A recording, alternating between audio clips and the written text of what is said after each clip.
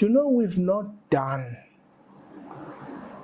to apartheid killers, apartheid judges, apartheid bureaucrats, some of whom are still very active in the state. We've not done what we've done to our own. I do believe that there was a case to answer, but I don't believe that the complaint was something that judges don't do if they are honest, to discuss something amongst themselves. You've been an acting judge yourself at the tea room, and I have been. Really, if there is a judge in this country who will tell me he's never discussed intricacies of a matter with another judge, he must not be trusted. I was involved in a matter that I thought was an honest determination of whether or not this constituted gross misconduct, impeachable gross misconduct. But I realized, as those forces exposed themselves later, that this was a matter about other things. And we continue to do this. Those NGOs, Vianney, continue to wield a powerful hand in this country. I was tired of being part of something later I felt was an extrajudicial pursuit of somebody for threats that have nothing to do with ethics. The ethics that are applied to you and me who are black don't apply always to our white counterparts. And the reason is because you and me are African, we are black, we are supposed not to be ethical, we are little children that don't know ethics and all of that. And the rules that are applied to you and me are applied because the world is white and we are the outsiders that must be guarded, regulated, and watched all the time. There are people in this profession who've done worse things and they got out of lightly because the rules apply more to you and me because we are savages.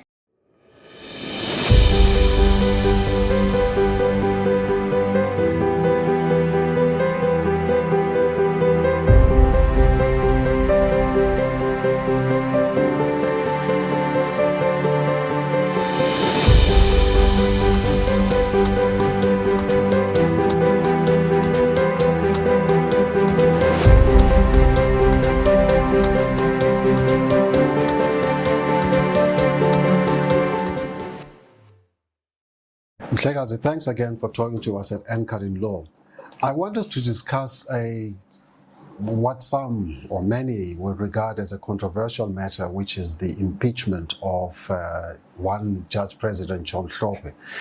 It started with the logic of complaint, as you know. I think you were counsel in that matter. So was I. Yeah. When it started in around May of 2008, when the Constitutional Court judges lodged a complaint against Judge President Hlophe for allegedly seeking to influence two justices of the Constitutional Court to make a finding in favor of former President Jacob Zuma in an arms deal case, I think it was. Yeah. I want to start by reading an excerpt from the book where you kick off by saying, on 21 February 2024, then Judge President of the Western Cape Division of the High Court, Justice Hlophe, was ultimately and cruelly impeached. It was agonizing to witness, made even more painful by the fervor of those who orchestrated it. This action was carried out in accordance with Section 177(1) of the Constitution. For the parties that supported the impeachment, the irony of their actions appeared lost on them. It marked the climax of a long-standing legal dispute among the judges, and in some respects, it epitomized how readily Africans are willing to undermine one another in pursuit of validation. Now, you acted for the judges or justices of the Constitutional Court in that complaint and in the subsequent court cases in regard to that complaint. Now, there are various versions of what exactly happened. There is a version in the new book, Defying the Gallows, written on behalf of Judge President Hlophe. There is a version in former Deputy Judge President Dikgang Moseneke's book, titled All Rise, a Judicial Memoir. And there is another version in your book, which goes into greater detail than the other two. Could you take us through exactly how this thing started until it came today? Because clearly the way you have framed this you frame it as a cruel impeachment. You take a view on this. Yes, I do. You're not sitting on the fence. I never do. Yet you represented the Constitutional Court judges who laid the complaint. Take us through your own experience as counsel in that matter. Everyone who was involved in this matter will tell you that it was an emotional saga for all of us involved. And of course, it starts as a complaint that you are briefed to deal with this. It gets confusing when you are in it, and people can read what really made me a little uncomfortable about the fervor with which it was pursued, but that's just my feeling. And I got involved with it as I do in every matter. But a time comes in a matter when you think, my own conscience is telling me this is much, much more than what I think is just a brief. Sorry, can we take just one step back? How did you get to be involved in that case? I say it in the book, but people can buy it and see. But I do say that I was phoned by the then Chief Justice Pius Langa in the middle of the night. I think he was in New York. And he wanted me to be involved. And I think Counsel SC had already been engaged by those judges that were at the forefront of the complaint. I don't mean complainants, but those who were driving it. And so that's how I got involved. Okay. And at the time, yes, it was the fact that this had happened. And it was quite a difficult moment. And people do it easily and all of this. It was difficult, as I say, for everyone involved in this matter. It was just difficult. And I got involved in it and doing it as professionally as we could. But a time came me where, in fact, I think I threatened to leave first very early.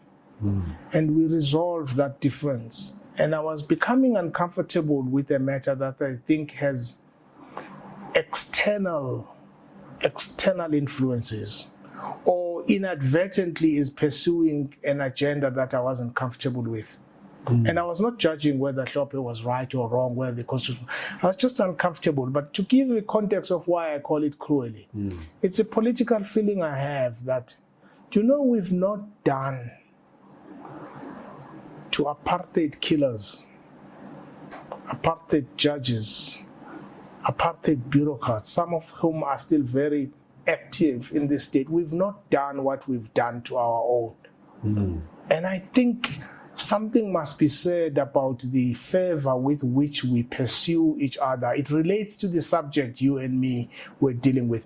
I do believe that there was a case to answer, but I don't believe that the complaint was something that judges don't do if they are honest, to discuss something amongst themselves. You've been an acting judge yourself at the tea room, and I have been. Really, if there is a judge in this country who will tell me he's never discussed intricacies of a matter with another judge, he must not be trusted.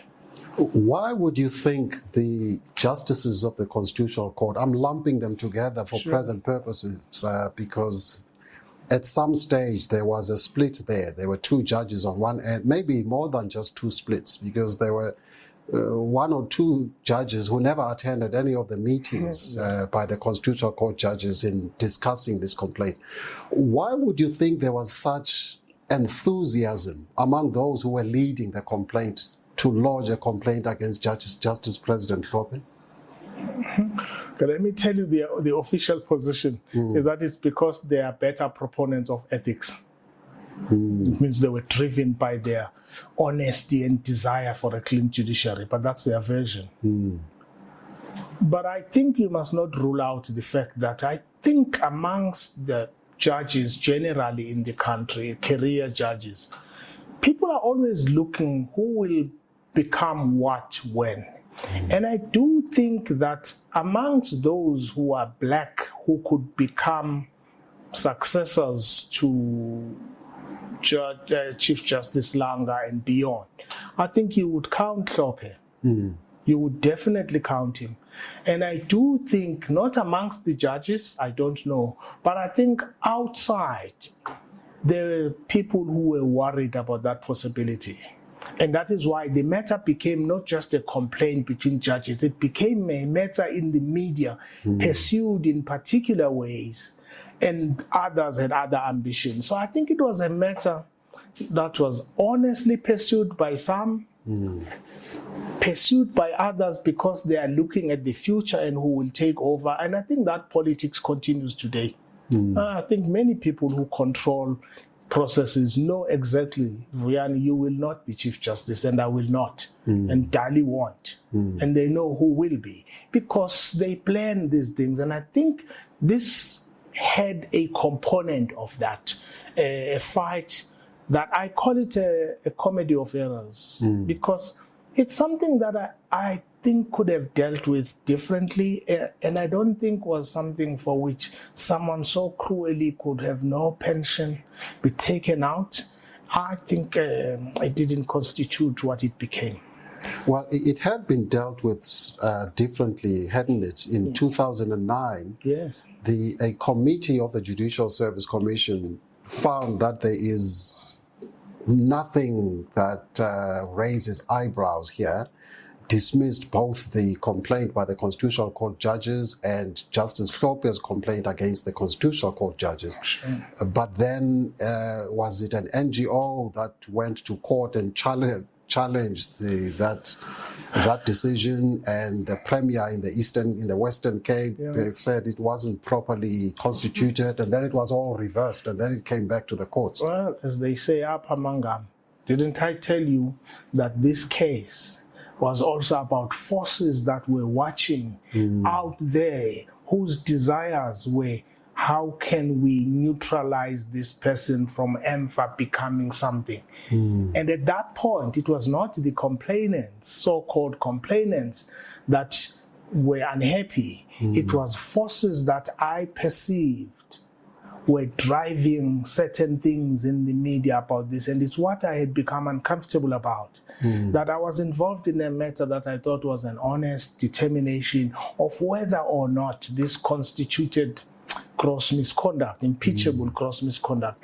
But I realized, as those forces exposed themselves later, that this was a matter about other things. And we continue to do this. Those NGOs, Vuyani, continue to wield a powerful hand in this country in determining the direction, and they are not acting in the interest of the black majority. And I'm not saying they are wrong, they are acting in the interest of their own white, sectarian, neoliberal ambitions. We should counter it unashamedly with our own, but instead, because we are powerless, because we exist to validate ourselves through pleasing them or becoming apathetic, we keep quiet. They are fine. They are fighting for the interest to maintain the status quo, to maintain white power, to control all levers of power.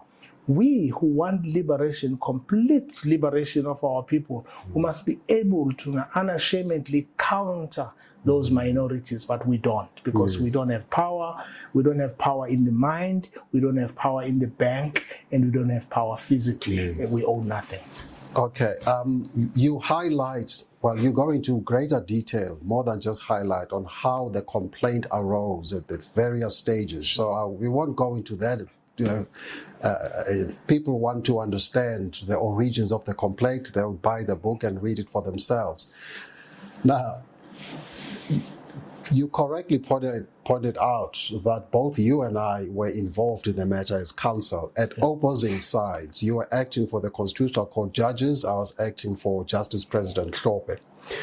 At some stage, though, the two judges who were alleged to have been improperly influenced, or in relation to whom there was an attempt, allegedly, to influence them to fight in favor of the former judge president, split from the other judge, and they sought separate legal representation. Yes. That's Justice Jafta and Justice Nkabinde. And at some stage they said, as I recall, that they were not complainants.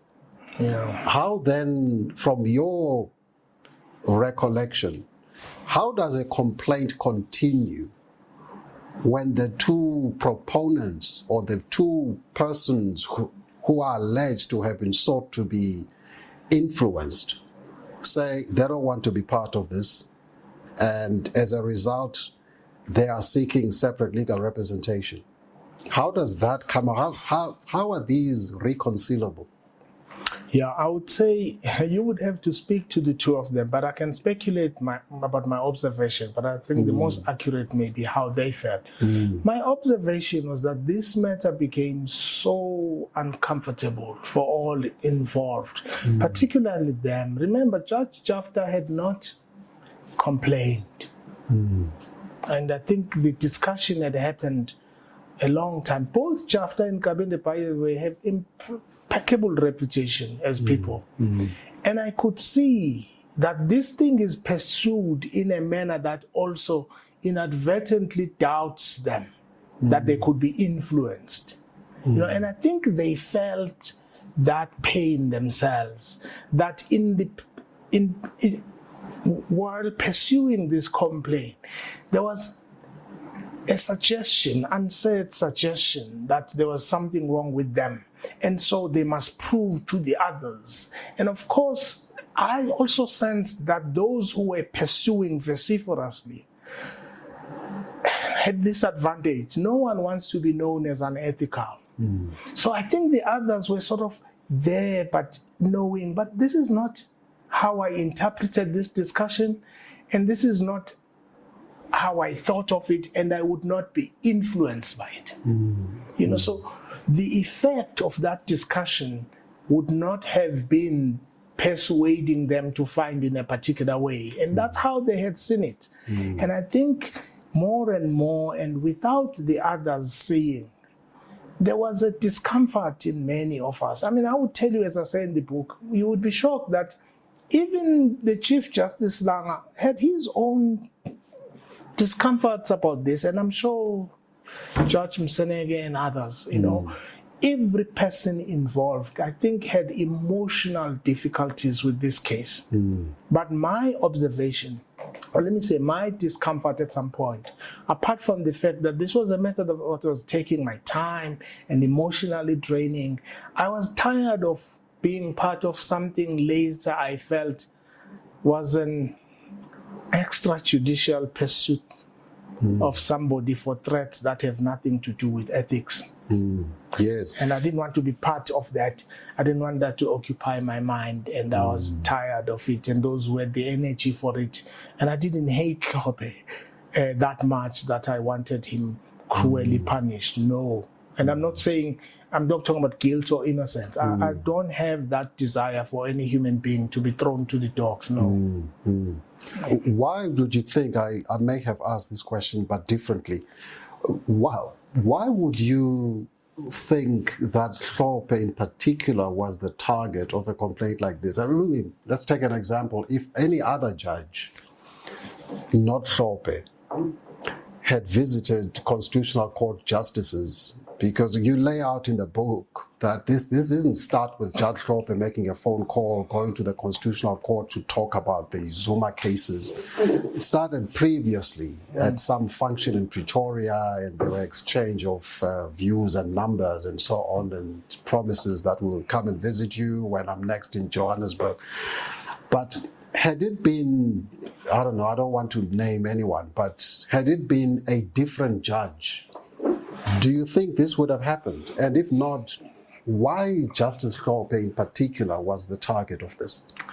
Well, I think you must know that there are a couple of judges, black judges, very good judges that were the pioneers, you know, and that were destined for greatness for anyone observing. And that's Judge Raymond Zondo, John Hlophe, Pius Langa. Well, he reached those levels, and many others. So it was easy for people to know who amongst black judges is destined to become the Chief Justice or Deputy Chief Justice, it was not difficult. Dikgang Mseneke himself was destined for greatness. So I think those who had particular candidates in mind are threatened by, it always happens. You know, the reason we fight each other in this profession itself is that people don't want Ngalona must not be known as better than me and all of this. So there was that element about, so the tussle was not, anyone who thinks that tussle was not about the future of the judiciary is not being honest. I think, but also, Vianney, you know, the ethics that are applied to you and me who are black don't apply always to our white counterparts. And the reason is because you and me are African, we are black, we are supposed not to be ethical. We are little children that don't know ethics and all of that. And the rules that are applied to you and me are applied because the world is white and we are the outsiders that must be guarded, regulated, and watched all the time. But I think people know, they've had conversations like that amongst themselves as white judges and everyone else.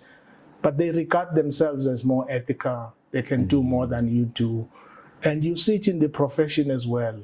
Vianney, as advocates profession, there are people in this profession who've done worse things and they got out off lightly because the rules apply more to you and me because we are savages. Yes, all right. We'll then move on in the next segment to discussing yet another controversial issue, or potentially controversial, which is your take on the judiciary in general in South Africa and the legal profession in particular.